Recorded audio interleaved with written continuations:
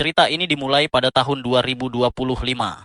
Langit tiba-tiba terbelah, lalu menjatuhkan kejutan paling mengerikan yang pernah dialami bumi, seekor kaiju antar galaksi raksasa. Militer segera mengerahkan persenjataan berat dan berhasil menjatuhkannya. Namun kemenangan itu hanyalah awal dari mimpi buruk yang sesungguhnya. Ternyata itu bukan kecelakaan. Itu adalah invasi besar-besaran. Gerombolan monster mengerikan terus turun dari langit, berniat menghapus umat manusia dari muka bumi. Terdesak tanpa jalan keluar, manusia akhirnya bersatu dan mengumpulkan para ilmuwan terbaik untuk membentuk pasukan pertahanan anti kaiju. Pasukan elit itu sempat memberi perlawanan sengit, tetapi korban yang jatuh sangat besar. Kota-kota hancur menjadi puing, dan perang berubah menjadi kebuntuan panjang yang brutal tanpa tanda-tanda akan berakhir. Di tengah keputusasaan itu, muncullah sosok yang tak terduga, Tetsuo Yabusame. Saat anak-anak lain bersemangat membicarakan kemunculan kaiju, Tetsuo justru duduk tenang membaca buku. Ia tak peduli pada kekacauan dunia maupun permainan teman-teman sekelasnya. Ia tampak seperti anak biasa, penyendiri, dan tidak menonjol. Namun semuanya berubah ketika di jalanan kota, sebuah robot besar berbentuk telur membuat keributan. Robot itu bernama Yukio, dijuluki Snowman. Dengan lantang ia menuntut hak-hak robot dan menolak diperlakukan sebagai senjata sekali pakai. Penciptanya yang gila berencana menjadikan Yukio drone, pengorbanan raksasa untuk menghancurkan kaiju. Para petinggi menyukai rencana kejam itu, mengabaikan perasaan sang mesin. Tapi Yukio berteriak menolak takdir tersebut. Di tengah kerumunan, Tetsuo kecil mendengar semuanya. Matanya dipenuhi rasa iba dan ngeri. Tiba-tiba alarm berbunyi. Serangan kaiju baru dimulai. Ilmuwan utama melihat kesempatan emas untuk uji coba dan memerintahkan peluncuran satu arah Yukio. Namun ada masalah besar. Tetsuo ternyata sudah duduk di dalam kokpit manual, santai membaca buku panduan. Para ilmuwan panik, mengendalikan robot sebesar itu secara manual, nyaris mustahil, dan dibutuhkan seorang jenius hanya untuk membuatnya berjalan. Di luar, Yukio memohon agar misi dibatalkan, tapi di dalam kokpit Tetsuo menatap serius ke depan. Tenang, Yukio, aku tidak akan membiarkanmu mati. Mengabaikan teriakan para ilmuwan, ia menyalakan mesin. Dalam semburan api yang menyilaukan, robot raksasa itu benar-benar terbang. Semua orang terpaku. Anak kecil itu ternyata seorang jenius. Tetsuo dan Yukio melesat ke medan perang, dan keajaiban pun terjadi. Bocah berusia 9 tahun, itu sendirian mengalahkan seekor kaiju. Dalam semalam, Tetsuo dan Yukio menjadi pahlawan dunia. Yukio menangis bahagia karena ia tak lagi dianggap bom sekali pakai. Namun bagi Tetsuo, sorotan publik justru menjadi mimpi buruk. Ia bisa membelah monster tanpa ragu, tetapi tatapan orang-orang membuatnya sangat cemas. Saat kemenangan demi kemenangan diraih, pasukan pertahanan RD mengumumkan pertempuran terakhir untuk mengakhiri perang. 10 tahun berlalu. Kini di kedalaman luar angkasa, di atas kapal perang raksasa, Tetsuo telah berusia 19 tahun. Tapi alih-alih mempersiapkan diri menghadapi kiamat, ia justru sibuk mempelajari buku aneh berjudul Panduan Cara Mendapatkan Teman. Alarm memanggilnya ke pertempuran. Saat melayang di lorong tanpa gravitasi, para mekanik menyemangatinya. Namun bukannya menjawab keren, Tetsuo malah gagap, salah bicara, lalu kabur terburu-buru. Ia mungkin penyelamat umat manusia, tapi dalam urusan sosial ia benar-benar kacau. Tetsuo lalu meluncur ke kehampaan angkasa dan bertemu kembali dengan partner lamanya. Yukio kini telah berevolusi menjadi bentuk pamungkas. Tubuh ramping mematikan dengan wajah seperti tengkorak. Begitu bertemu, Yukio langsung mengejek Tetsuo karena lagi-lagi menghindari interaksi manusia. Tetsuo panik setengah mati. Ia terus mengeluh karena mempermalukan diri di depan para mekanik. Ia bahkan terobsesi mengikuti 777 aturan persahabatan sejati dari bukunya. Lalu Kapten Miss masuk melalui komunikasi. Ia menjelaskan rencana terakhir umat manusia. Mereka harus menerobos pusat gerombolan kaiju menjadi umpan, lalu menembakkan Infinity Laser senjata yang dapat memusnahkan segala sesuatu dalam radius 100 km. Itu sama saja dengan misi bunuh diri. Namun mereka menerima tugas tersebut. Begitu komunikasi terputus, Tetsuo kembali panik. Ia memegangi kepala karena tadi tanpa sengaja menjawab, "Ahoy, bukannya siapa?" Ia meratap, merasa hidupnya gagal total. Masa mudanya habis untuk membunuh monster, bukan berteman atau menjalani kehidupan normal. Yukio mencoba menyadarkannya, tapi sebelum keluhan itu selesai, suasana mendadak hening. Di hadapan mereka terbentang lautan daging alien tanpa ujung. Ribuan kaiju berenang di kehampaan angkasa, mendekat seperti mimpi buruk hidup. Kapten Miss memulai fase akhir. Yukio menyiapkan senjata, sementara Tetsuo mencoba meyakinkan dirinya bahwa ia masih berharga. Kapal induk menyalakan Infinity Laser. Satu tembakan terakhir untuk menyapu bersih kawanan monster. Saat pelatuk ditekan, cahaya biru raksasa melesat membelah kegelapan, namun sesaat kemudian sinar itu mati mendadak dan sistem laser hancur total tanpa peringatan. Kapten Mist memerintahkan mundur dan beralih ke rencana cadangan, tapi sudah terlambat. Semua sistem pertahanan ikut padam.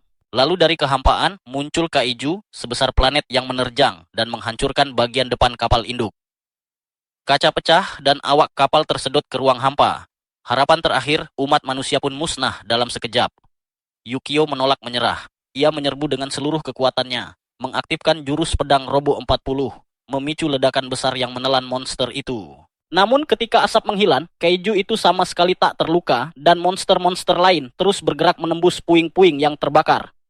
Dengan suara gemetar, Tetsuo berbisik, "Apa semuanya gagal? Apa manusia kalah?" Menyadari mereka tak mungkin menang, Yukio mengaktifkan protokol ledakan kritis. Satu-satunya cara untuk mengurangi jumlah musuh dan memberi kesempatan bagi orang-orang di bumi. Namun reaksi Tetsuo justru mengejutkan. Ia tidak berteriak, tidak menangis dan tidak panik. Ia hanya duduk tenang sambil memeluk buku panduannya, lalu tertawa pahit. Ia mengejek dirinya sendiri karena akan mati sebagai penyendiri, tanpa pernah memiliki satupun teman manusia. Namun ia menatap Yukio dan berkata pelan, "Selama mereka menghadapi akhir ini bersama, ia tak takut." Saat hitung mundur bergema di kokpit, Yukio bertanya apakah ia punya penyesalan terakhir. Tetsuo hanya tersenyum, menutup mata, dan menunggu akhir dengan damai. Dalam detik-detik sunyi itu, seluruh hidupnya terlintas kembali. Ia teringat masa kecilnya yang sepi dan penuh ketakutan, sampai Yukio datang dan mengubah segalanya. Tiba-tiba ia sadar. Melihat anak-anak lain berteman dan bahagia sudah lama tak lagi menyakitinya. Karena selama ini, kekosongan itu selalu diisi oleh Yukio. Bagi dunia, Yukio hanyalah mesin kikuk yang diprogram. Namun bagi Tetsuo, ia adalah partner sejati, sahabat satu-satunya, sosok yang tak pernah meninggalkannya, bahkan saat perang menjadi gelap. Hati Tetsuo dipenuhi rasa syukur. Ia siap mati bersama sahabat terbaiknya. Namun tepat saat kedamaian itu menyelimuti mereka, sesuatu menghancurkan ketenangan tersebut. Tetsuo menyadari ada sesuatu yang salah. Yukio tidak menatapnya dengan wajah perpisahan yang tenang. Sebaliknya, robot itu memandang balik dengan sorot mata penuh duka yang begitu dalam, seolah menyimpan rahasia mengerikan yang terlalu berat untuk diucapkan. Tiba-tiba, seluruh layar di kokpit menyala merah darah. Alarm meraung memekakkan telinga. Saat itu juga, Tetsuo paham, ia telah diperdaya. Yukio sudah merencanakan semuanya. Dalam keterkejutan yang melumpuhkan, ia hanya bisa menatap ketika robot itu akhirnya mengungkap dosa terbesarnya. Dengan suara berat penuh penyesalan, Yukio meminta maaf karena telah merenggut masa kecil Tetsuo, mencuri kehidupan normalnya, dan memaksanya menghabiskan masa remaja di tengah medan perang kejam yang dipenuhi darah dan kematian. Untuk menebus semua itu, Yukio mengambil keputusan terakhirnya. Ia mengaktifkan kapsul pelarian darurat. Tetsuo langsung hancur. Ia memukul kaca sekuat tenaga. Air mata mengalir deras di wajahnya. Ia berteriak histeris, memohon agar peluncuran dibatalkan. Ia menolak pergi dan meninggalkan sahabat satu-satunya itu. Namun keputusan Yukio sudah bulat.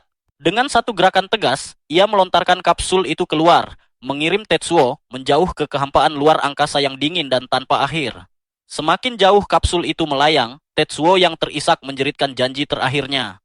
Ia bersumpah akan tetap hidup. Ia bersumpah akan memiliki 100 teman, seperti yang selalu diinginkan Yukio. Mendengar kata-kata itu, robot tersebut memperlihatkan senyum lega yang begitu tulus.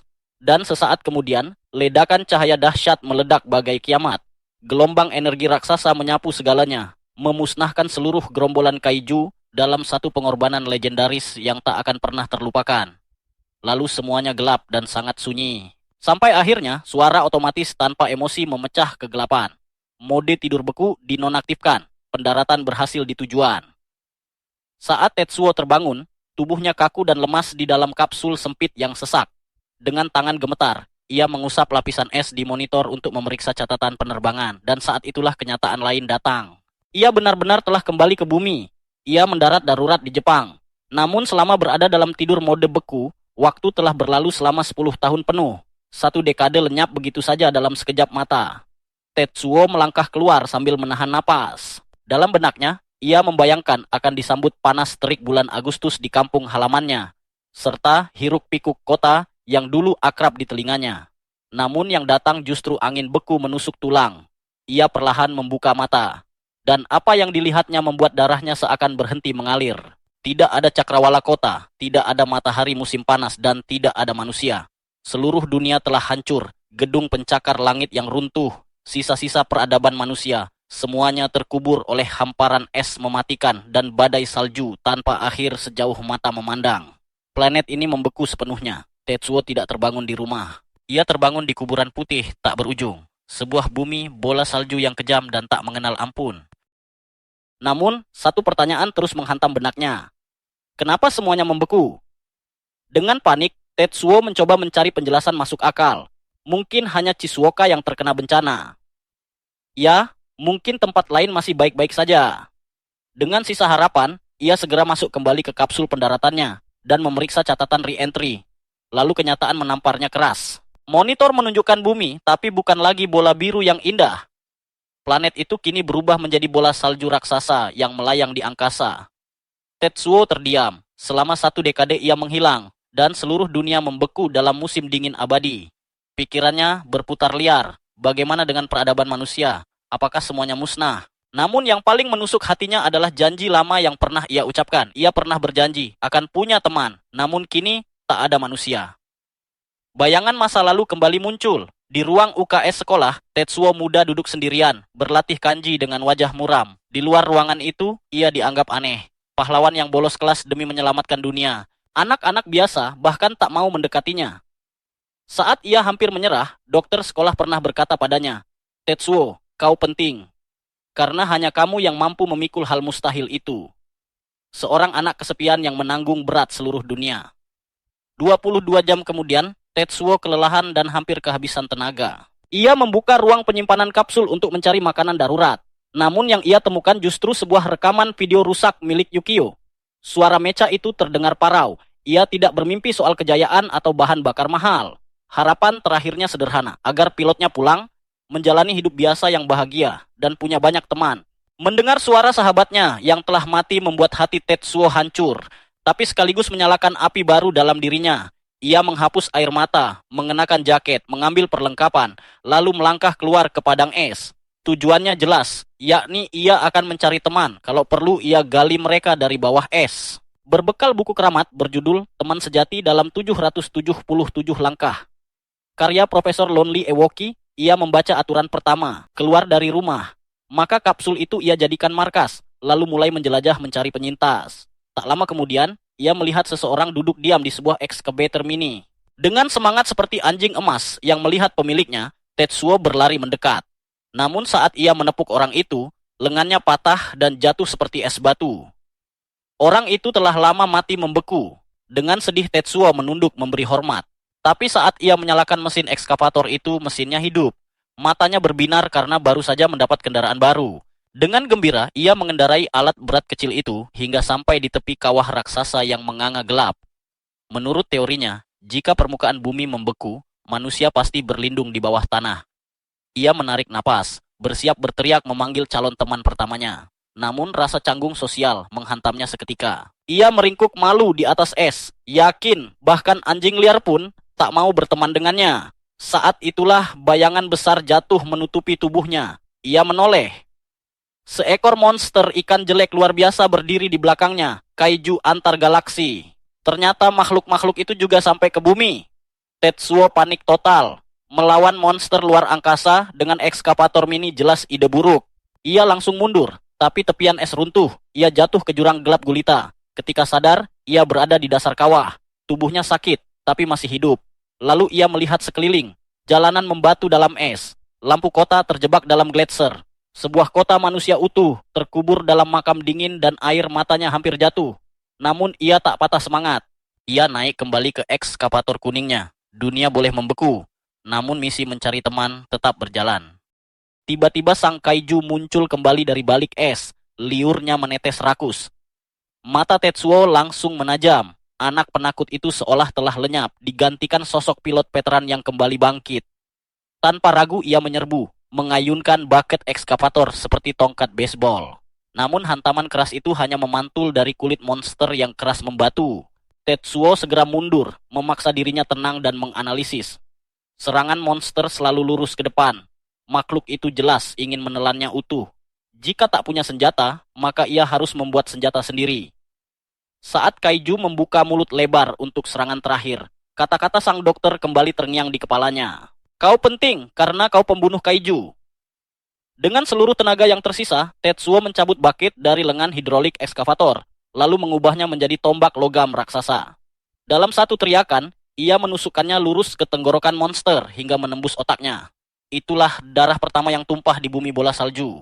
Ketika debu mulai mereda, muncullah sekelompok pemulung aneh dari kejauhan. Ada Iski, pria besar bermata satu dengan penutup mata.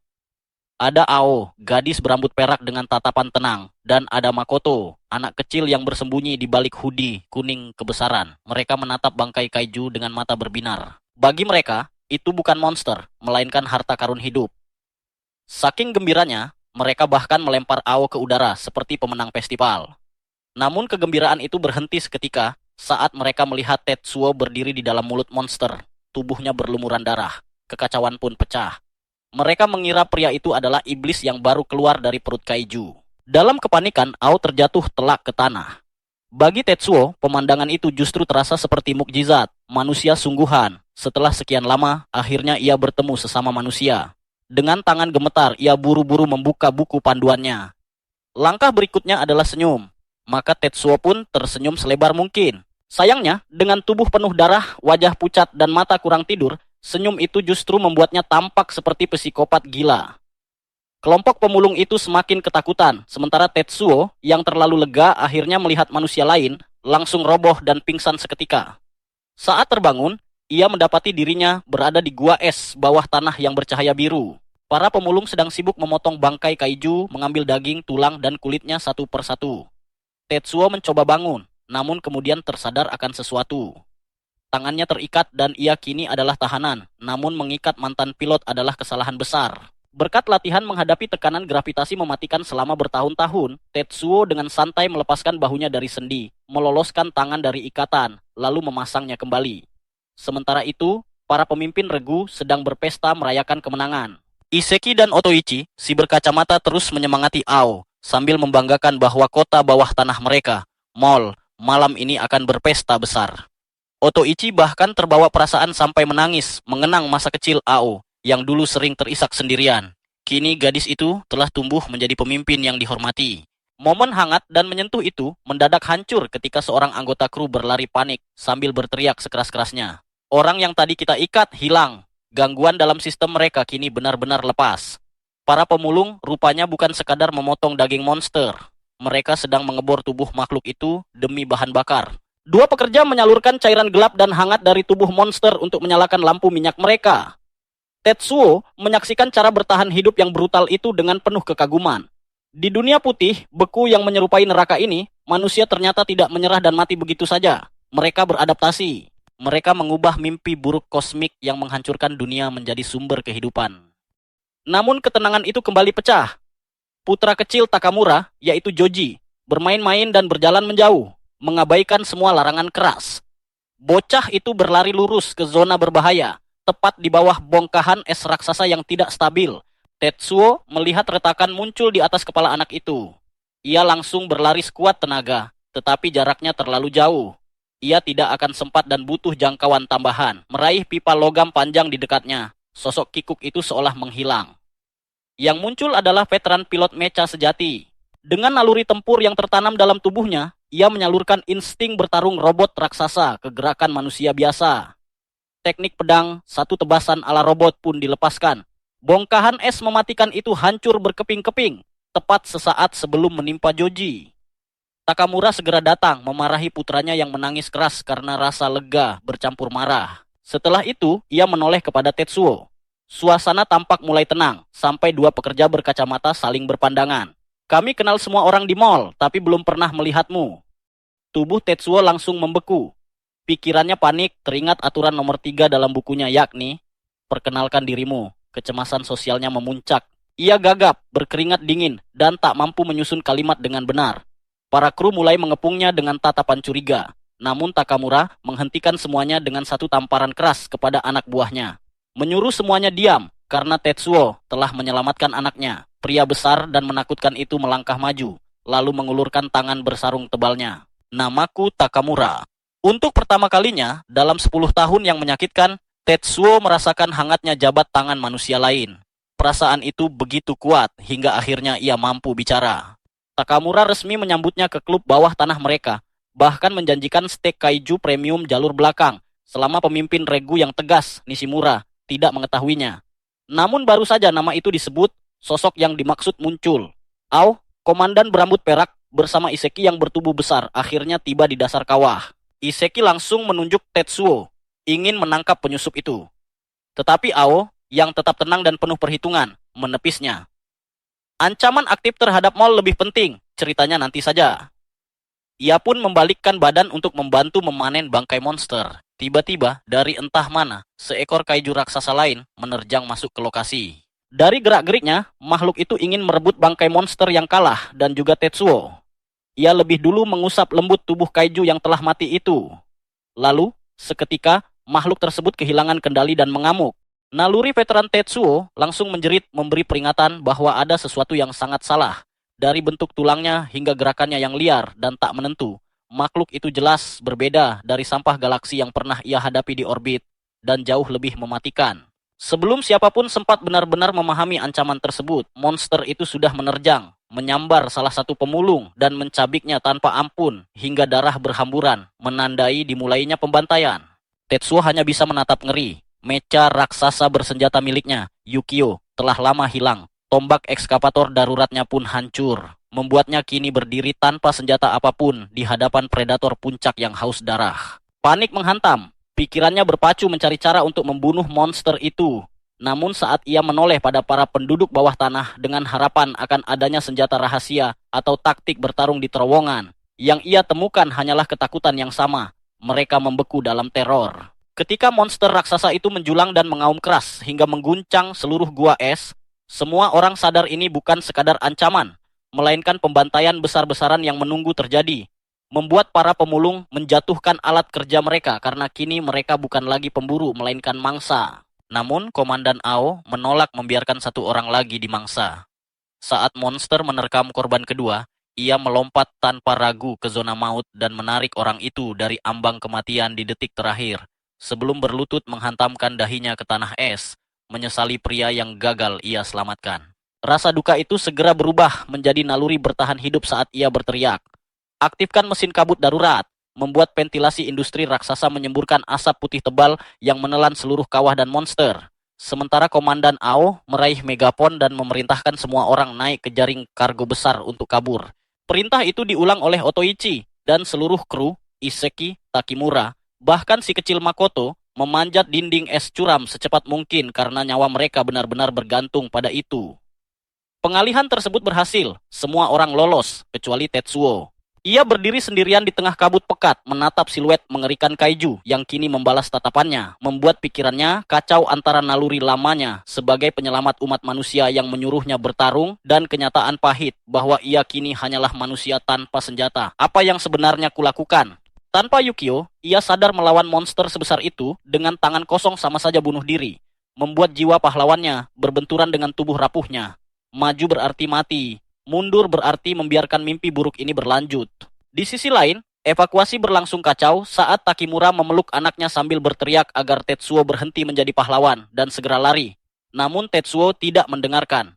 Dengan keberanian nekat, ia justru berlari lurus ke arah monster, menarik perhatian makhluk itu yang mengayunkan tangan raksasanya, menghancurkan bongkahan es hingga seluruh gua es berubah menjadi zona runtuh. Melihat aksi nekat itu, Takimura mencoba kembali namun ditahan paksa. Sementara Komandan Ao pun terhalang hujan es runtuh. Hingga ketika semua kru lain berhasil keluar, keberuntungan Tetsuo akhirnya habis saat makhluk humanoid mengerikan itu bergerak licik dan menangkapnya dalam genggaman raksasa. Tak ada tempat lari, tak ada senjata tersisa, dan kaiju itu perlahan mengangkatnya menuju rahang, menganga yang siap menelannya, cengkeramannya menghancurkan tulang, dan membuat akhir hidupnya tampak pasti. Namun tepat sebelum rahang itu menutup, chip bercahaya di pipinya tiba-tiba aktif, mengirim sinyal frekuensi tinggi tanpa suara. Dan di detik berikutnya, langit-langit gua es meledak saat sebuah robot lapis baja jatuh seperti meteor, menghantam kaiju itu hingga hancur seketika. Tetsuo terpaku saat asap menyingkir. memperlihatkan chassis baru yang asing namun familiar. Sebelum suara yang sangat ia kenal terdengar, Yukio belum mati. Ia kembali dalam bentuk yang lebih kecil untuk menyelamatkannya. Beberapa menit sebelumnya, jauh di permukaan beku, kapsul pelarian milik Tetsuo diam-diam telah bekerja selama 42 jam, memproses data tempur terenkripsi hingga saat chip aktif. Sistem kembali menyala, mengunci koordinat bawah tanah, dan meluncur seperti misil orbital menembus langit untuk tiba tepat waktu. Namun kisah Yukio jauh lebih panjang. Dimulai 14 tahun lalu saat kaiju bermata serangga mengamuk di kota. Dan satu-satunya harapan manusia adalah mecha merah kikuk milik Tetsuo muda yang bahkan bermasalah karena sendinya macet dan bahan bakarnya tertukar. Semua akibat kelalaian Dr. Kojika. Meski pertempuran saat itu kacau hingga terasa absurd, malam harinya di hanggar sunyi berubah hangat ketika Tetsuo menyadari bahwa Yukio bukan sekadar mesin tempur, melainkan sahabat pertamanya. Kembali ke masa kini, setelah 120 hari sejak pertempuran terakhir, Tetsuo sempat melayang sendirian di kapsul luar angkasa. Hatinya hancur mengingat pengorbanan Yukio yang melindunginya dari kawanan kaiju antar galaksi, meninggalkan luka yang terasa seperti lubang hitam di dadanya. Ia mengira rasa duka itu akan abadi, hingga mukjizat datang di tanah beku saat ia melihat Yukio kembali, kini dengan tubuh putih elegan dan syal merah ikoniknya. Saat kaiju hijau menyerang diam-diam, Yukio menghindar dengan mulus dan membalas dengan telak, mengungkap bahwa pada milidetik terakhir sebelum kehancurannya, ia telah mengunggah data kepribadiannya ke kapsul Tetsuo. Kini, dengan tubuh baru, ia menatap sahabat lamanya dan berkata, "Aku pulang." Duduk di telapak tangan raksasa itu, Tetsuo akhirnya runtuh, air mata mengalir tanpa bisa dibendung saat ia menyambut kembalinya sahabatnya. Namun momen haru itu tak bisa berlangsung lama karena medan pertempuran masih jauh dari aman. Monster hijau raksasa itu ternyata masih bergerak, tubuhnya bergetar penuh amarah dengan senyum gila yang mengerikan terukir di wajahnya. Sementara di bawah sana Ao, Sagami si bertubuh kekar, dan para penyintas lainnya hanya bisa menatap dengan ketakutan. Menyadari bahwa pertemuan kembali yang melegenda justru membuat perang semakin rumit karena aura kebencian kaiju itu kian liar dan tak terkendali. Di udara, Yukio melayang dengan tubuh bulat mengilapnya, bertingkah penuh percaya diri sambil menyatakan bahwa monster manapun yang berani melawan mereka sama saja menandatangani hukuman mati, meski tanpa persenjataan memadai. Membuat Tetsuo menoleh bingung sebelum Yukio dengan wajah datar mengungkap kenyataan pahit bahwa tubuh putih bersih yang ia gunakan hanyalah kapsul pelarian darurat dengan tangan dan kaki seadanya. Bahkan, lebih buruk dari Purwarupa paling sederhana, sehingga Tetsuo hanya bisa terdiam tak percaya. Sementara Yukio tetap tersenyum optimistis, seolah semuanya baik-baik saja. Tak jauh dari sana, para penyintas, termasuk burung hantu berwajah tenang dan Sagami raksasa, menonton dengan ngeri ketika di bawah. Kaiju hijau menancapkan cakarnya ke es, mengambil posisi berburu yang mematikan, hingga Yukio langsung berteriak memperingatkan semua orang, tepat saat monster itu meluncur seperti peluru hidup, menghancurkan lapisan es seperti gempa kecil dan melempar bongkahan raksasa ke segala arah. Ketika debu dan serpihan mereda, kaiju itu muncul dari balik kabut putih dengan lidah menjulur dan seringai gila. Sementara Yukio dalam sekejap menghitung bahwa jika serangan tadi mengenai mereka, tubuh logam mereka akan remuk menjadi besi tua. Membuat Tetsuo akhirnya menyadari kebenaran mengerikan bahwa monster ini mampu menyerang bertubi-tubi dengan kecepatan tinggi, sehingga menunggu untuk menghindar berarti sama saja dengan terlambat. Di atas tebing es, Sagami dan yang lain menahan napas. Namun tiba-tiba seorang pria berkacamata di antara mereka menangis haru, dan dengan yakin mengatakan bahwa mereka akan baik-baik saja, karena para mekanik pernah melihat situasi seperti ini sebelumnya, tepat saat kaiju itu kembali menerjang seperti rudal pencari panas. Kali ini Tetsuo tidak gentar, tatapannya tajam dan kesadarannya terfokus, seolah kilasan ingatan menuju 14 tahun lalu, ketika robot merah tua yang kikuk menghadapi monster serupa melintas begitu saja. Karena kini segalanya berbeda. Tetsuo dan Yukio bergerak dalam sinkronisasi sempurna. Saat monster itu melaju dengan kecepatan membutakan mata, Tetsuo menyipitkan pandangan penuh niat membunuh dan mengaktifkan gaya pedang, Robo One, Diablo Devo. Sementara Yukio menarik pedang energi biru menyala, tubuh raksasa mereka berputar seperti gasing maut sebelum menebas lurus menembus tubuh monster. Segalanya seakan membeku sesaat, lalu bagian atas tubuh kaiju itu perlahan meluncur jatuh, terpisah bersih dari pinggang ke atas dengan semburan darah raksasa yang memancar ke udara. Sebuah kemenangan mutlak tanpa celah. Para mekanik dan Sagami raksasa bersorak liar. Bahkan burung hantu yang biasanya tenang pun tersenyum kagum. sambil menjelaskan kecerdikan strategi itu. Tetsuo memanfaatkan momentum kecepatan lawan untuk menebasnya dalam putaran mematikan, menjadikan serangan monster itu sendiri sebagai alat untuk mengakhiri hidupnya. Namun ketika semua orang masih merayakan, pandangan seolah ditarik menjauh hingga 100 km menuju reruntuhan beku Tokyo, tempat di mana, di tengah jurang es yang sunyi, duduk santai di atas pilar es bergerigi, sosok kaiju humanoid yang jauh lebih mengerikan menunggu. Tubuhnya menyerupai manusia, tetapi senyum bergeriginya memancarkan teror murni. Perang sesungguhnya di bumi bola salju baru saja dimulai. Tetsuo dan sahabat robot raksasanya, Yukio, akhirnya bisa bernapas lega setelah sekian lama bertahan hidup. Sambil menyeret bangkai kaiju raksasa melintasi hamparan es beku menuju Mall Mishima, zona aman terakhir umat manusia. Tetsuo begitu bersemangat membayangkan kembali ke peradaban, sementara Au yang berambut perak duduk santai di atas tumpukan barang bawaan. Namun kenyataan menghantam hati Tetsuo dengan keras. Dalam waktu 10 tahun, bumi telah berubah menjadi bola salju raksasa. Saat mengingat bagaimana ia terdampar sendirian dan hidup dalam kesepian, emosinya runtuh. Ia menangis dramatis sambil memeluk Yukio erat. "Aku sangat senang kau masih hidup," ratapnya.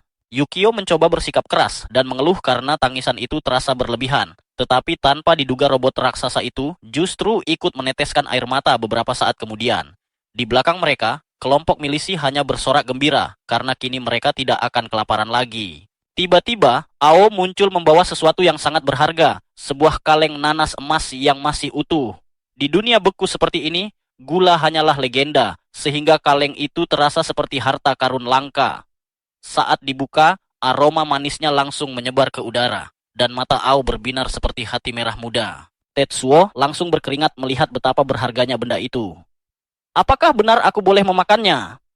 Ia sempat menolak, tetapi Ao gemetar menahan godaan dan, dengan suara bergetar, memerintahkannya untuk segera makan sebelum ia berubah pikiran.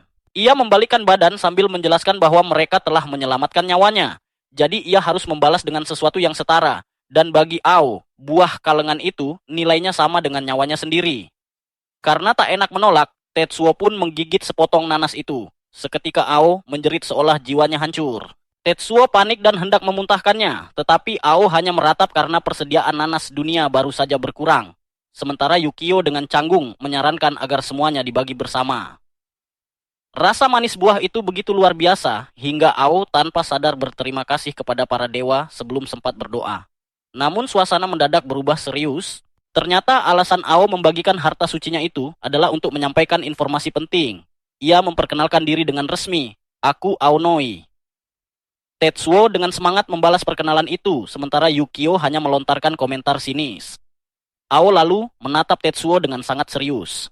"Haruskah aku menceritakan apa yang terjadi 10 tahun lalu?" Seketika semua candaan lenyap, mata Tetsuo membesar saat misteri terbesar dunia beku mulai terungkap.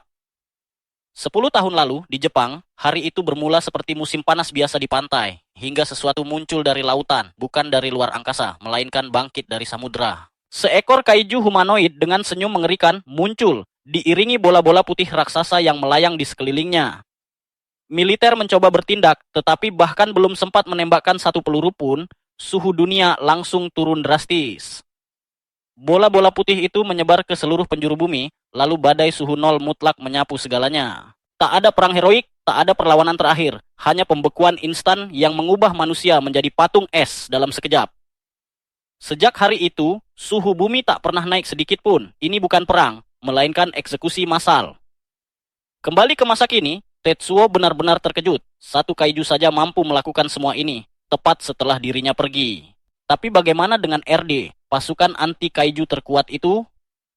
Ao menjawab pahit, para pembela terbaik dunia tertangkap lengah dan musnah dalam pembekuan pertama. Namun Ao menambahkan sebuah rumor. Masih ada sisa anggota RDA yang bertahan di sebuah pusat perbelanjaan dan terlibat konflik kekuasaan. Itu berarti mungkin saja Tetsuo bukan satu-satunya yang tersisa.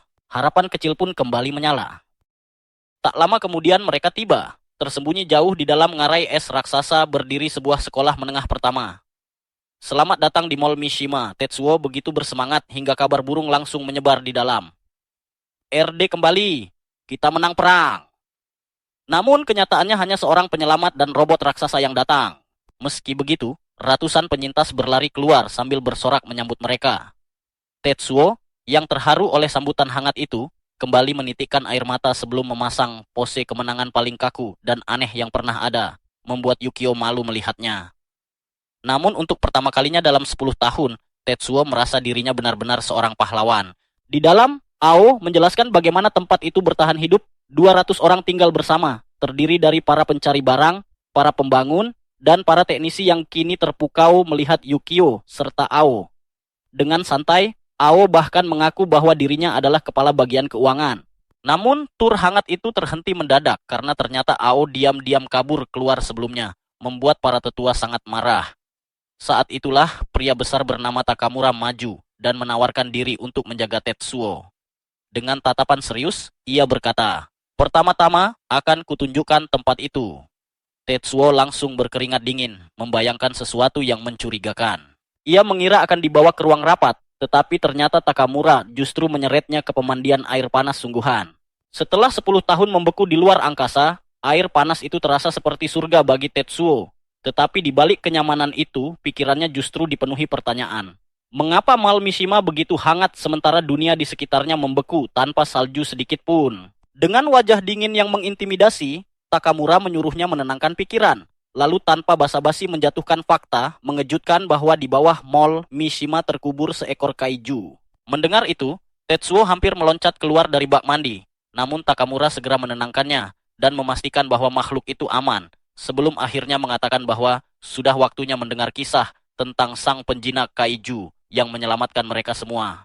Cerita itu pun bergulir ke masa lalu saat Takamura kehilangan kendali dan, dengan raungan penuh amarah, mencoba menerobos hujan tembakan demi menyelamatkan Ao.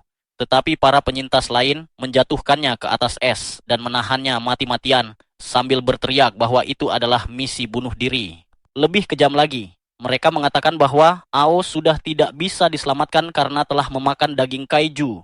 Tinggal menunggu waktu sampai ia batuk darah dan mati seperti yang lain. Takamura meronta seperti binatang liar. Air mata mengalir di wajahnya saat ia berteriak bahwa meninggalkan seorang anak berarti membuang sisi kemanusiaan mereka. Namun kerumunan yang telah hancur jiwanya membalas dengan dingin bahwa tidak ada penyelamat lagi. Dan jika ingin bertahan hidup di neraka itu, yang lemah harus ditinggalkan. Jeritan putus asa Takamura menggema di ngarai es. Tetapi semuanya sudah terlambat. Ao ditinggalkan sendirian di tengah salju. Tubuh kecil Ao terbaring membeku. Rambutnya perlahan memutih hingga suara mengerikan menggema di dalam kepalanya, menyatakan bahwa ia telah dibuang dan akan mati. Saat itulah ia menyadari bahwa suara itu berasal dari daging kaiju yang baru saja ia makan. Sebuah entitas asing yang menegaskan bahwa sebentar lagi ia akan dilahap dari dalam. Namun, Ao hanyalah seorang anak kecil yang, di tengah ketakutan, masih memimpikan hal-hal sederhana. Ingin mengenakan seragam kelulusan, merasakan jatuh cinta, bertanding di Olimpiade, dan menikmati pancake hangat. Bukan mati membeku dengan daging monster sebagai santapan terakhir. Air mata mengalir deras saat ia mengakui ketakutannya. Dan entitas itu justru menikmati rasa takut tersebut. Menganggapnya sebagai wujud keputusasaan dan kebencian terhadap manusia yang meninggalkannya. Anehnya Ao menolak perasaan itu. Ia tidak membenci, justru sangat menyayangi mereka. Jawaban itu membuat entitas tersebut kebingungan, karena bagi makhluk itu, perasaan seperti itu tidak masuk akal. Namun bagi Ao, kenangan akan pengorbanan orang-orang di sekitarnya. Orang dewasa yang berbagi makanan terakhir, guru penakut yang melindungi murid, dan pria-pria kuat yang menangis karena kehilangan, membuktikan bahwa mereka layak untuk dicintai dan dilindungi. Ketegangan memuncak ketika seekor kaiju hijau raksasa mendekat untuk menghabisinya. Tetapi alih-alih menyerah, Ao berdiri dengan tatapan penuh amarah dan berteriak bahwa meski tidak ada penyelamat yang datang, mereka masih memiliki dirinya. Ia bersumpah akan menghancurkan monster itu dan menyatakan bahwa umat manusia akan menang. Saat kaiju itu membuka rahangnya untuk menelannya, seekor burung putih kecil, entitas yang terhubung dengan Ao, tiba-tiba muncul dan menyerang lebih dulu. Kakinya menyala dengan api dahsyat, seolah telah menentukan pilihan. Ledakan besar pun terjadi dan burung itu berubah menjadi kaiju legendaris mirip Phoenix. Sementara Ao berdiri di tengah kobaran cahaya dengan api biru mistis menyala di atas kepalanya, membuat para penyintas hanya bisa terpaku dalam syok. Pada saat itu, segalanya berubah. Ao telah terhubung dengan monster dan sang penjinak kaiju pun lahir. Burung api itu membuat perjanjian, meminta pengetahuan sebagai imbalan atas kekuatan yang akan digunakan untuk melindungi umat manusia dan menjaga tanah beku tetap hangat. Kisah itu berakhir, membawa semuanya kembali ke masa kini, dan Tetsuo hanya bisa terdiam tanpa kata saat menyadari bahwa legenda tentang War Mall ternyata benar-benar nyata. Di hamparan tandus yang membeku di Tokyo, pasukan pertahanan anti-kaiju berada dalam siaga penuh. Komandan Iseki bersama timnya, Riko dan Otoichi, sedang mengintai sosok kaiju humanoid raksasa yang mengerikan. Dia membeku di puncak Tokyo Tower. Makhluk itu tidak bergerak sedikit pun, namun menumbangkannya adalah prioritas mutlak demi menyelamatkan dunia. Masalahnya sederhana namun mematikan, dingin yang luar biasa membuat mereka mustahil mendekat tanpa sumber panas besar. Belum sempat mereka menyusun rencana matang, keju humanoid itu menyadari keberadaan mereka. Dalam sekejap, es di bawah kaki mereka pecah dan 3 kaiju merah raksasa berbentuk cacing menerobos keluar dari kota beku. Mereka adalah penjaga pribadi sang humanoid. Tanpa jalan mundur, Otoichi melangkah maju tanpa rasa gentar. Dengan penuh semangat, ia mengobarkan tekad sebagai perwakilan skuad ERD, siap menunjukkan pada monster-monster itu seperti apa kekuatan sejati umat manusia. Sementara itu, jauh di bawah tanah, di tempat perlindungan Mall Mashima, Tetsuo dan Ao sedang meneliti sumber panas yang sangat dibutuhkan militer, seekor kaiju burung raksasa yang menyala seperti api. Dengan santai, Ao menjelaskan asal-usul makhluk tersebut. Dahulu, ia hanyalah monster tanpa pikiran. Namun setelah terhubung dengan kesadaran Ao, ia berevolusi, memperoleh kecerdasan, dan mengambil wujud burung api. Menariknya, makhluk mengerikan ini ternyata seorang pecinta cerita. Karena seluruh energinya habis hanya untuk menjaga mall tetap hangat, ia tidak bisa bergerak. Sebagai imbalannya, ia menuntut satu hal sederhana, dibacakan cerita setiap hari. Ao menuruti permintaan itu tanpa gagal, bahkan sang burung menamai dirinya sendiri, Land of Man dari buku favoritnya. Seekor kaiju, kutu buku berapi. Di area hunian, Tetsuo menerima kabar terbaik dalam hidupnya.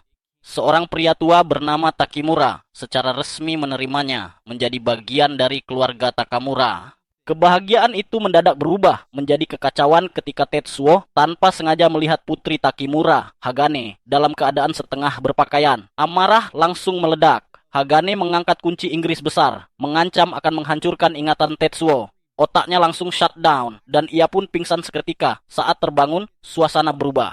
Hagane bersikap lembut, mengipasinya dan memberikan surat dari ayahnya. Dalam surat itu, Takimura meminta Tetsuo melindungi Hagane yang disebutnya rapuh dan masih berduka atas kematian ibunya. Namun begitu memahami maksud sebenarnya, senyum licik muncul di wajah Hagane. Ia sadar kini memiliki pelindung kuat yang bisa ia manfaatkan kapan saja. Tanpa membuang waktu, ia menyeret Tetsuo berkeliling mall, hingga akhirnya membawa ke tempat favoritnya, laboratorium rahasia milik mendiang ibunya. Dengan bangga, ia memperlihatkan ciptaannya, seekor robot kura-kura kecil yang menggemaskan. Namun ternyata itu bukan tujuan utama. Ia membuka sebuah proyek misterius dan meminta pendapat Tetsuo. Apakah alat itu benar-benar berguna? Kembali ke medan beku, Komandan Iseki, Riko, dan Otoichi berhasil kabur dengan cara yang tak masuk akal, menunggangi bola mata kaiju yang terputus. Mereka selamat dan kini memiliki satu tujuan, mendapatkan kaiju burung api dari Mall Mashima. Tiba-tiba, Otoichi mengungkap kabar mengejutkan. Artemis mengonfirmasi bahwa Tetsuo Yabusame telah kembali dari luar angkasa, hidup dan membawa robot baru.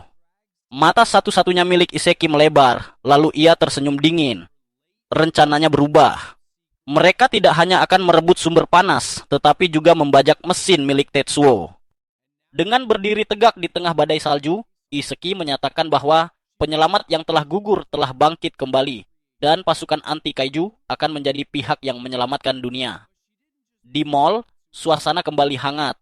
Takimura pulang membawa bahan makanan, sementara Tetsuo terkapar kelelahan setelah tur panjang bersama Hagane. Saat makan malam dimulai, mereka memasak hotpot menggunakan batu panas dari kaiju.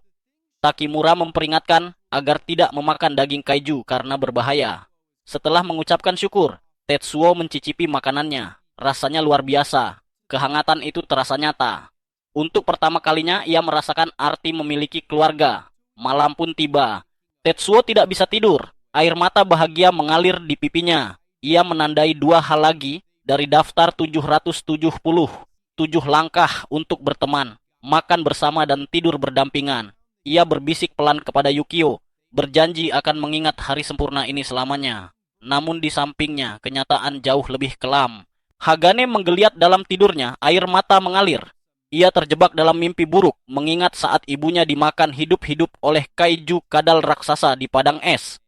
Di kawah beku yang jauh, kaiju kadal itu melahap daging ungu menjijikkan, lalu mengeluh secara telepati, menginginkan manusia sebagai santapan berikutnya. Riko, melalui koneksi pikiran, memerintahkannya untuk diam dan mengingat misinya.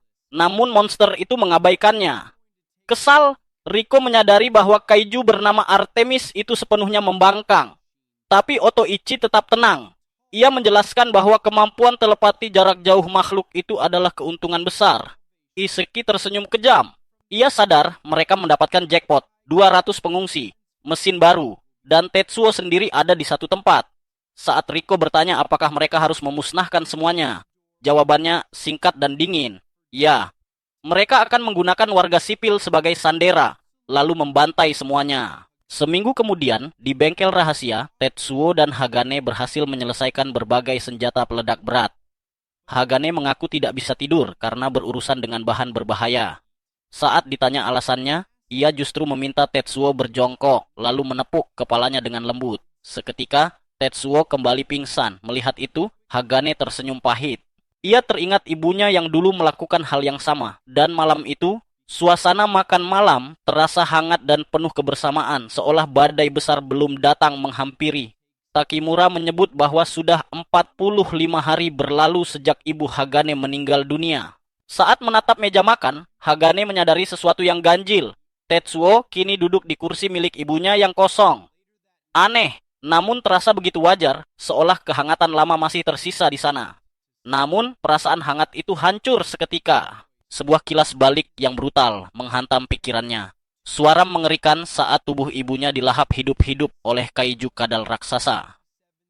Malam itu, Tetsuo terbangun untuk ke kamar mandi, tetapi matanya menangkap sesuatu di tempat tidurnya, sebuah surat. Rasa penasaran berubah menjadi kejatuhan emosi begitu ia membaca tulisan Hagane. Terima kasih sudah membantuku. Ibuku dibunuh oleh kaiju yang melahapnya. Di hamparan dunia beku yang sunyi, Hagane berjalan seorang diri. Ia tahu, jika yang lain mengetahui niatnya, mereka pasti akan menghentikannya. Tiba-tiba, bayangan besar menyelimuti tubuhnya. Kaiju kadal raksasa yang sama, makhluk yang merenggut nyawa ibunya, muncul diam-diam di belakangnya, rahangnya menganga lebar. Dengan suara lirih, Hagane berbisik bahwa ia memiliki firasat buruk. Ia berdiri terpaku di tengah dinginnya es, menatap langsung ke dalam mulut monster yang telah menghancurkan hidupnya. Air liur makhluk itu menetes, mengira telah menemukan santapan mudah. Namun mereka salah, Hagane bukanlah korban melainkan umpan. Kaiju itu menerjang dengan buas, berniat melahapnya. Namun dengan lincah, Hagane menghindar berkat sepatu Auto Hopper Air de Custom, mahakarya yang ia kembangkan bersama Tetsuo. Sebuah kilas balik singkat terlintas, Tetsuo pernah menjelaskan bahwa kaiju memiliki ketahanan panas luar biasa dan kemampuan regenerasi yang gila. Bom biasa tak akan cukup. Ia mengangkat peluncur roket berat ke bahunya, menarik pelatuk, dan menembakkan roket langsung ke dalam tenggorokan makhluk itu. Ledakan terjadi bertahap, menghujani bagian dalam tubuh kaiju, dengan duri-duri logam berduri yang menancap dalam dipita suara dan kerongkongannya. Setiap kali monster itu mencoba mengaum atau menelan, rasa sakit luar biasa akan melumpuhkannya. Ia tak akan pernah bisa makan lagi. Saat melihat makhluk itu mengamuk dalam darahnya sendiri, adrenalin Hagane perlahan menghilang. Ia jatuh berlutut, menangis, memanggil ibunya yang telah tiada. Namun, hewan terluka tetap berbahaya. Dengan amarah membabi buta, kaiju yang berdarah itu melesat cepat, mencoba memberikan serangan terakhir. Tepat saat ia menyerang, permukaan es meledak. Yukio yang dikendalikan oleh Tetsuo muncul dari bawah tanah. Dalam sekejap, ia mengeksekusi teknik dua pedang yang sempurna, memotong bersih lengan kaiju itu. Yukio menatap makhluk tersebut dengan tatapan penuh ancaman. Namun kaiju itu justru melarikan diri, menciptakan awan asap besar sebelum menggali tanah dan menghilang. Tetsuo segera berlari menghampiri Hagane, tetapi seperti biasa, ia tersandung peluncur roket dan jatuh tepat menimpa gadis itu. Keduanya pun menangis tanpa henti, lega karena masih hidup, dan karena dendam akhirnya terbalaskan. Bahkan Yukio, sang robot raksasa, ikut tersentuh suasana. Namun tiba-tiba sensor Yukio berbunyi. Ada sesuatu yang sangat salah dan mereka harus pergi sekarang. Tanpa mereka sadari, kemenangan epik itu justru menjadi momen yang ditunggu-tunggu musuh. Sekitar 5 kilometer dari sana, pasukan pertahanan anti kaiju yang kejam telah menyaksikan seluruh pertarungan. Komandan Iseki menyeringai. Ia melihat Yukio dan Tetsuo lengah, tepat berada dalam bidikannya. Tanpa ragu sedikit pun, Iseki dengan dingin memberikan perintah untuk menembak. Di sebuah mall, suasana tampak damai dan penuh kebahagiaan. Semua orang menikmati hidup mereka seperti biasa. Ao sekali lagi berhasil lolos dari hukuman, membuat Furumaki hanya bisa heran bagaimana gadis itu selalu mampu menghindari masalah. Namun ketenangan itu mendadak berubah menjadi kekacauan ketika Yukio terkena serangan mendadak yang membuat tubuhnya meledak akibat hantaman dahsyat.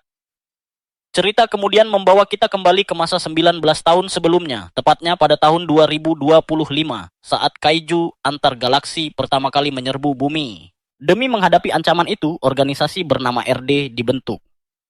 Seorang pria berbakat bernama Iseki Sagami memutuskan untuk bergabung menjadi prajurit. Sejak awal pelatihan, kemampuan Iseki sudah terlihat luar biasa. Dalam tes menembak, ia berhasil mencapai tingkat keberhasilan yang sangat tinggi, membuat instrukturnya kagum. Para prajurit lain pun mulai menyadari bahwa dirinya berbeda dari orang biasa. Berkat bakat alami dan kerja keras tanpa henti, Iseki berkembang menjadi salah satu petarung terbaik di organisasi tersebut. Suatu malam, pasukan RD ditugaskan menghentikan seekor kaiju sebelum monster itu berhasil memasuki kota. Ketika kaiju mulai mengamuk, banyak prajurit ketakutan dan melarikan diri. Namun, Iseki tetap berdiri di medan perang. Dengan keberanian luar biasa, ia menggunakan meriam besar untuk menghabisi monster itu hanya dalam satu serangan. Para prajurit yang selamat langsung bersorak dan menyebutnya sebagai penyelamat. Kata itu terus diteriakan berulang kali hingga tertanam dalam hati Iseki. Sejak saat itu, ia terus memenangkan berbagai pertempuran dan naik pangkat dengan cepat. Rekan-rekannya mulai percaya bahwa dirinya benar-benar akan menjadi penyelamat umat manusia. Namun, semuanya berubah ketika dunia mengenal seorang bocah berusia 9 tahun bernama Tetsuo.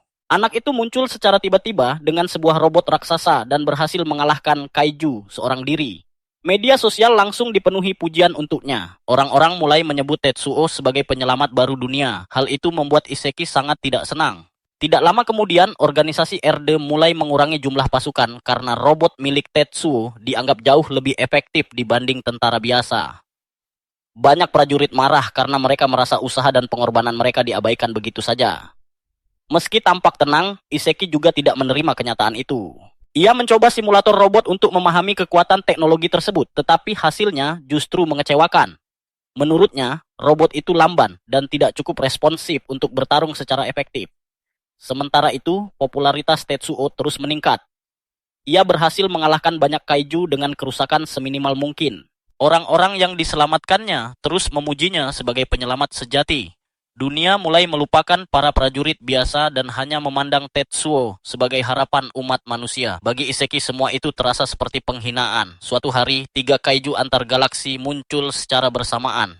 Pasukan RD segera bergerak untuk menghadapi mereka, tetapi situasi berubah menjadi bencana. Unit mereka benar-benar kewalahan, sehingga Iseki memerintahkan seluruh pasukan mundur.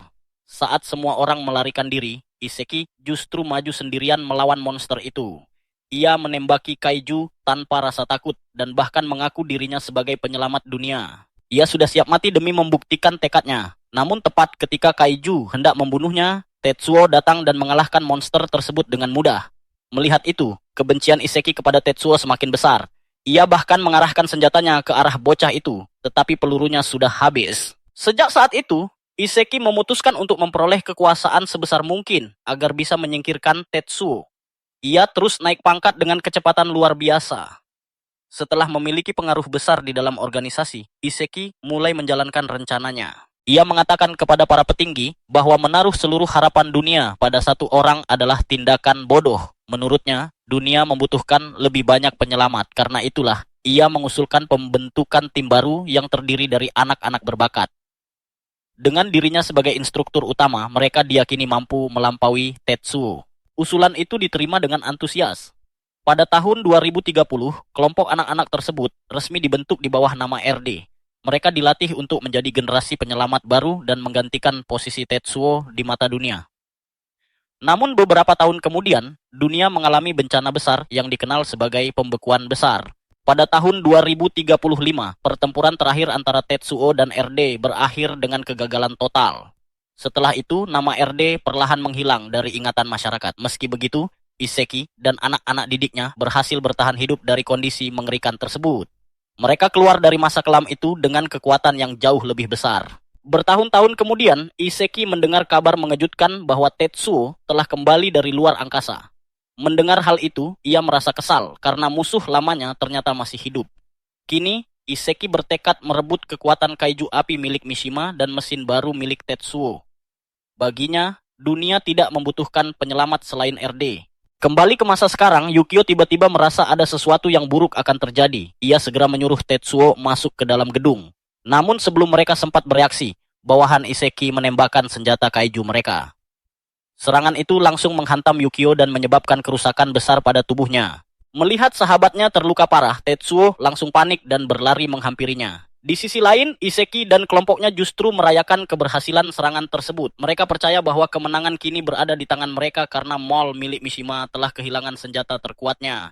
Namun di tengah perayaan itu, seorang anggota bernama Yuma tampak tidak bahagia. Kaiju miliknya mengamuk di luar kendali dan menyebabkan Artemis kehilangan nyawa. Karena kaijunya sudah hilang, Yuma merasa dirinya tidak lagi berguna. Tetapi, Iseki menenangkan gadis itu dan mengatakan bahwa ia cukup berdiri di belakangnya saja. Dengan kata-kata penuh pengaruh, ia kembali meyakinkan semua orang bahwa RD adalah harapan sejati dunia. Ia bahkan bersumpah akan membunuh Tetsuo dengan tangannya sendiri. Seluruh tim langsung bersorak penuh semangat. Iseki kemudian mengejek Tetsuo, membayangkan musuhnya itu sedang menangis melihat robotnya hancur. Namun ternyata ia salah besar. Tiba-tiba, Tetsuo dan Yukio muncul kembali dalam keadaan siap bertarung. Dengan serangan cepat, mereka langsung memotong tanduk kaiju rusa milik musuh dan memberikan kerusakan besar. Melihat itu, Iseki benar-benar terkejut karena mereka mampu pulih jauh lebih cepat dari yang ia bayangkan. Yukio terkejut saat melihat ada 3 manusia berdiri di atas tubuh kaiju musuh. Ia sadar bahwa dirinya harus membunuh kaiju. Itu tanpa melukai orang-orang yang ada di atasnya.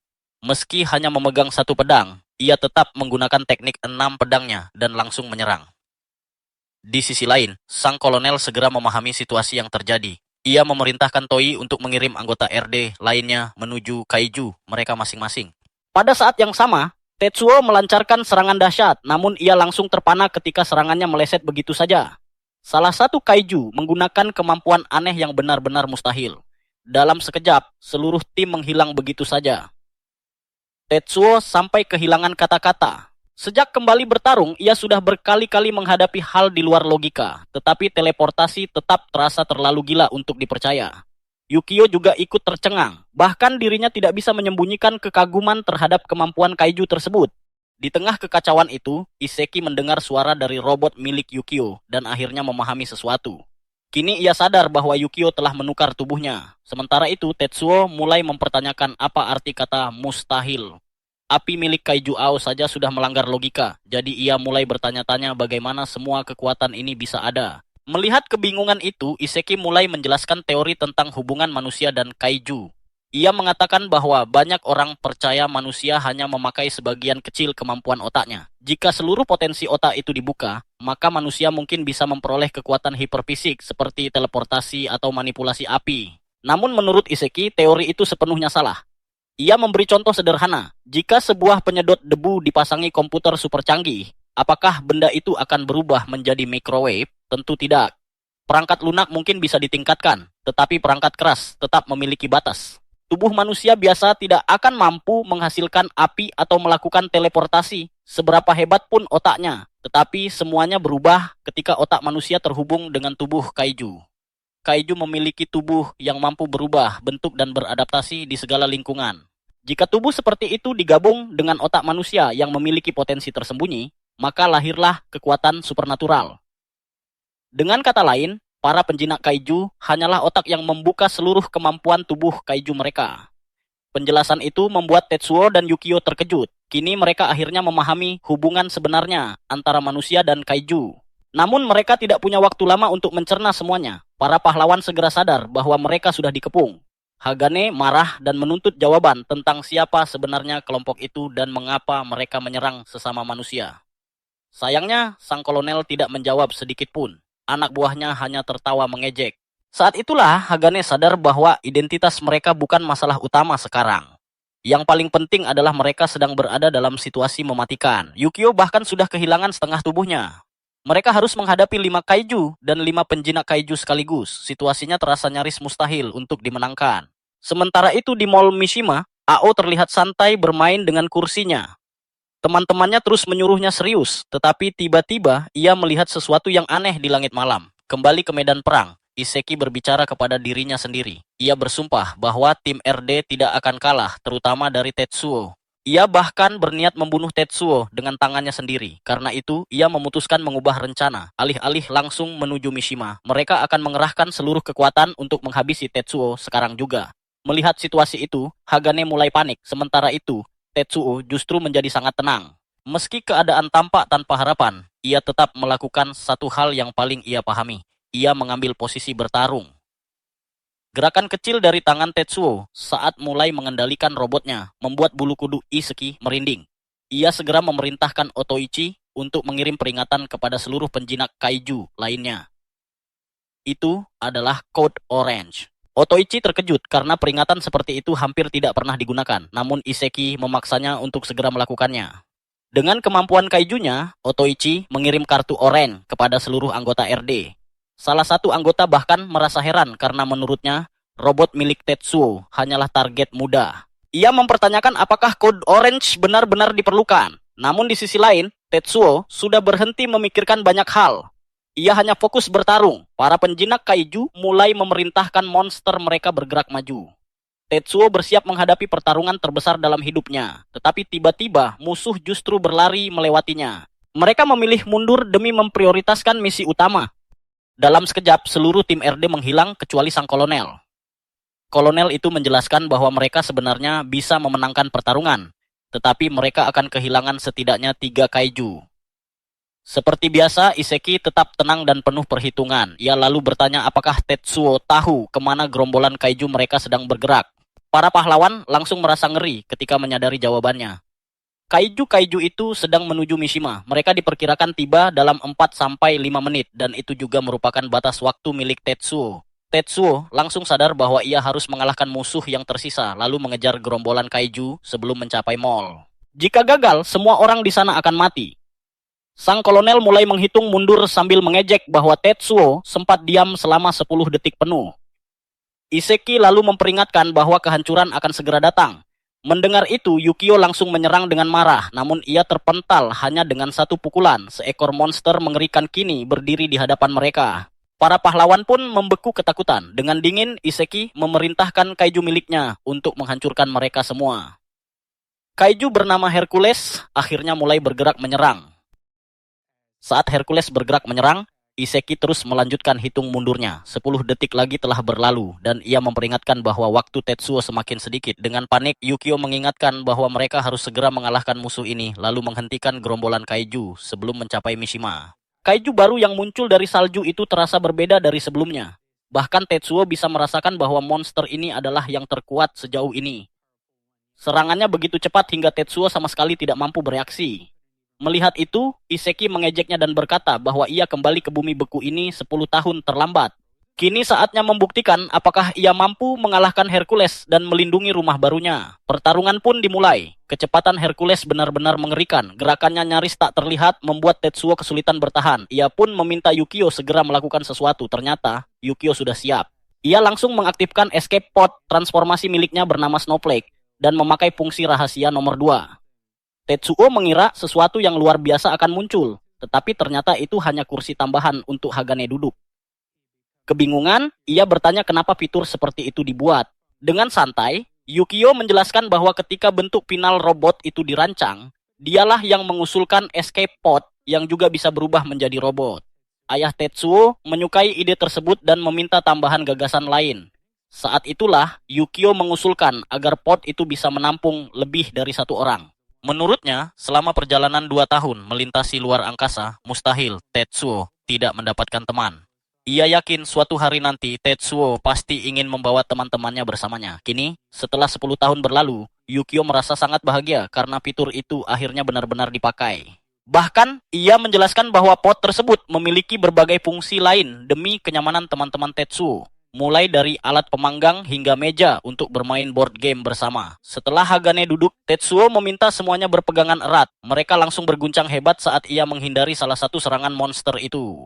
Otoichi terkejut melihatnya berhasil mengelak, tetapi Iseki menjelaskan bahwa bukan hanya itu yang dilakukan Tetsuo.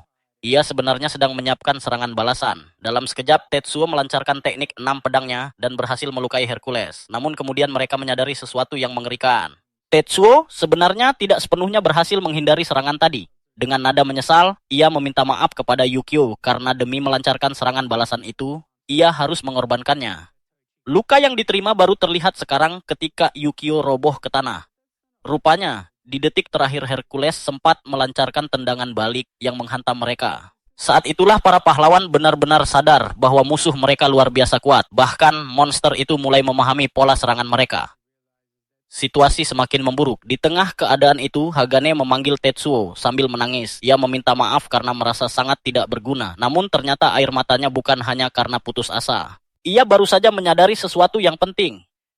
Menurutnya, musuh kemungkinan besar menyerang berdasarkan rencana tertentu. Mereka sedang menunggu waktu spesial untuk melancarkan serangan besar, yaitu pukul 3 pagi. Sebab pada jam itulah, Ao selalu diam-diam keluar dari mall untuk berjalan-jalan. Di sisi lain, di dalam mall, Ao memang sedang bersiap melakukan kebiasaannya tersebut. Ia bahkan bernyanyi riang tentang petualangan kecil yang akan mereka lakukan malam itu, sementara temannya memuji suaranya. Furumaki dengan penuh semangat mengatakan bahwa hal terbaik yang mungkin mereka temukan adalah sang penyelamat dunia. Semua orang pun setuju dan mulai pergi menjelajah. Kembali ke medan pertempuran, Hagane menjelaskan bahwa tanpa Ao untuk memberi perintah, Land of Men akan tetap tertidur apapun yang terjadi. Bahkan jika musuh menyerang langsung, kaiju yang tersembunyi di bawah mall tidak akan bereaksi sama sekali. Informasi itu sangat menghancurkan bagi Tetsuo. Ia langsung sadar bahwa mereka tidak akan sempat tiba tepat waktu. Sambil mendengarkan hitung mundur yang terus berjalan, Tetsuo mulai memikirkan semuanya. Ia tahu mereka kalah kuat dan tidak mungkin mengalahkan para kaiju dengan cepat. Ia lalu mencoba memikirkan tujuan musuh, kelemahan Mishima, serta apa yang kurang dari pihak mereka. Lalu ia teringat satu hal penting. Pertarungan bukan hanya soal kekuatan, tetapi juga strategi. Akhirnya, Tetsuo menyimpulkan bahwa kemenangan mereka tidak boleh bergantung pada mengalahkan musuh. Sebaliknya, mereka harus fokus melindungi semua orang. Walau belum memiliki rencana sempurna, ia memutuskan untuk memanfaatkan semua yang mereka miliki. Karena itu, ia membuat keputusan yang mengejutkan Yukio. Ia meminta pengeras suara diaktifkan karena ingin berbicara langsung dengan sang kolonel. Ia ingin tahu tujuan sebenarnya dari serangan ini. Yukio benar-benar terdiam. Tetsuo yang dulu selalu menghindari komunikasi kini justru mencoba menyelesaikan masalah lewat percakapan.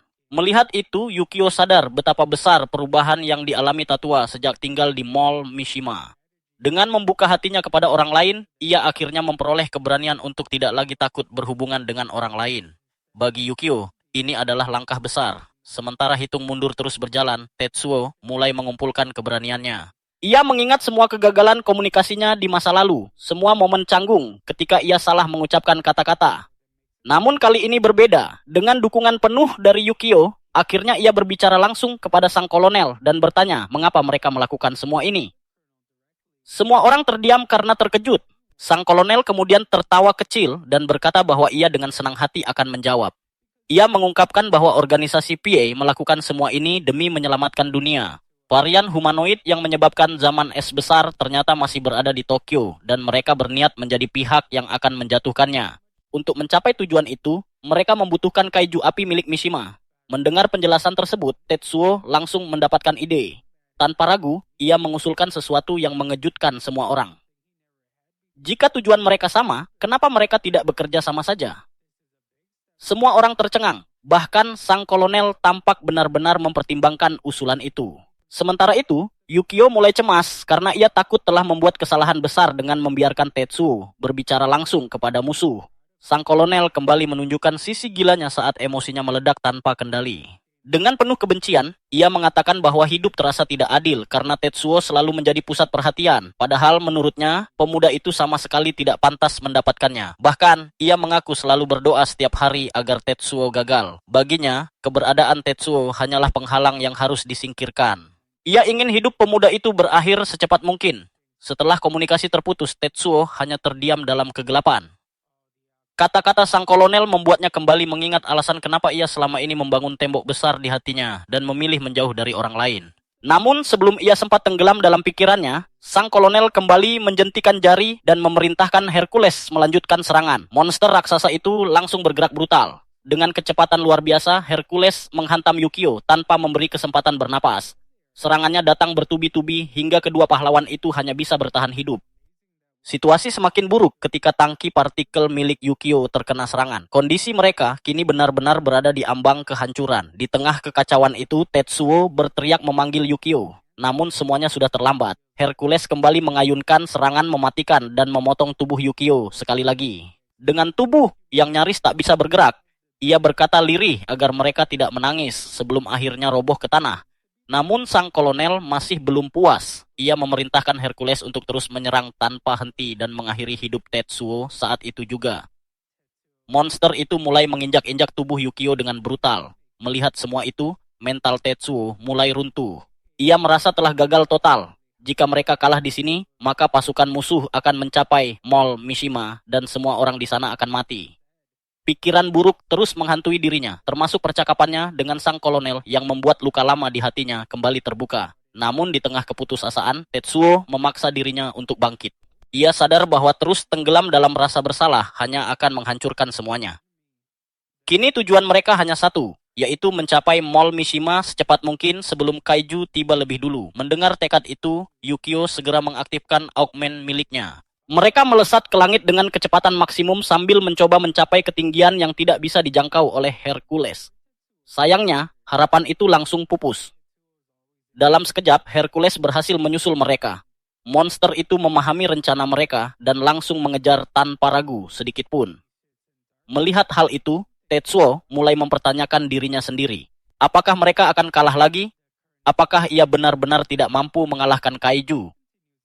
Sejak kecil, ayahnya selalu mengatakan bahwa dirinya istimewa karena memiliki kemampuan membunuh kaiju. Itu satu-satunya hal yang membuat keberadaannya dianggap penting. Namun sekarang, bahkan kemampuan itu pun terasa tidak berguna. Di saat bersamaan, Iseki kembali berteriak menyuruhnya mati, sementara Hercules bersiap melancarkan serangan terakhir. Yukio yang frustrasi, akhirnya mengambil alih kendali tubuhnya sendiri untuk sesaat. Dengan sisa tenaga yang ada, ia berhasil melancarkan serangan balasan yang mengejutkan semua orang. Bahkan Tetsuo tidak percaya mereka berhasil mengenai monster itu. Meski terkena serangan saat melakukan manuver berbahaya, Yukio akhirnya berhasil membawa mereka kabur untuk sementara waktu. Setelah menjauh, ia meminta maaf kepada Tetsuo karena mengambil alih kendali. Namun justru Tetsuo yang merasa paling bersalah. Ia menatap kondisi Yukio yang sudah babak belur dan mengaku malu pada dirinya sendiri. Ia merasa tidak seharusnya mencoba melakukan komunikasi tadi. Sesaat ia sempat berpikir bahwa dirinya sudah berubah menjadi lebih baik, tetapi kini ia sadar bahwa dirinya tetap sama. Menurutnya, ia selalu menghancurkan segala sesuatu di sekitarnya. Bahkan ia mulai membenci dirinya sendiri dan berharap bisa berhenti menjadi dirinya. Mendengar itu, hati Yukio terasa sakit. Sebenarnya ia sangat bangga melihat perkembangan Tetsuo selama ini. Namun, ia kesulitan menemukan kata-kata yang tepat untuk menghiburnya. Sebaliknya, ia malah menyalahkan dirinya sendiri karena tubuhnya tidak cukup kuat untuk melawan Hercules. Ia merasa tubuhnya bahkan tidak mampu menampilkan 10% kemampuan asli Tetsuo. Keputusasaan mulai menyelimuti mereka berdua, namun tiba-tiba Hagane menggenggam tangan Tetsuo dengan tangan gemetar dan wajah penuh air mata. Ia mengaku sangat ketakutan menghadapi semua serangan tadi. Bayangan kehilangan nyawa dan kehilangan semuanya membuatnya hampir hancur. Tetapi, yang paling membuatnya sedih adalah menyadari bahwa pikiran mengerikan seperti itu ternyata selalu dipikul oleh Tetsuo selama ini. Selama hampir seluruh hidupnya, pemuda itu terus bertarung melawan kaiju. Kata-kata Hagane membuat Tetsuo tersentuh. Selama ini, bertarung melawan kaiju sudah terasa normal baginya. Namun genggaman tangan gadis itu membuatnya sadar bahwa perjuangannya ternyata tidak sia-sia. Ada seseorang yang memahami rasa sakitnya. Mereka pun menangis bersama di tengah kehancuran. Melihat itu, Yukio kembali menyalakan semangatnya. Ia berkata bahwa mereka harus bergerak lebih cepat lagi dan mencapai semua orang sebelum kaiju datang terlebih dahulu. Namun tepat saat itu, sebuah transmisi misterius tiba-tiba masuk. Hal itu sangat mengejutkan karena peradaban seharusnya sudah hancur. Setelah memecahkan kode pesan tersebut, Yukio membacakannya dengan suara keras. Pesan itu hanya berisi satu peringatan singkat. Mereka diminta menjauh, karena para kaiju ternyata sudah tiba lebih dulu. Mereka diminta menjauh, karena para kaiju ternyata sudah tiba lebih dulu. Mendengar pesan itu, Tetsuo dan Yukio langsung terdiam syok. Kini mereka hanya bisa bertanya-tanya, siapa sebenarnya orang yang mengirim pesan tersebut?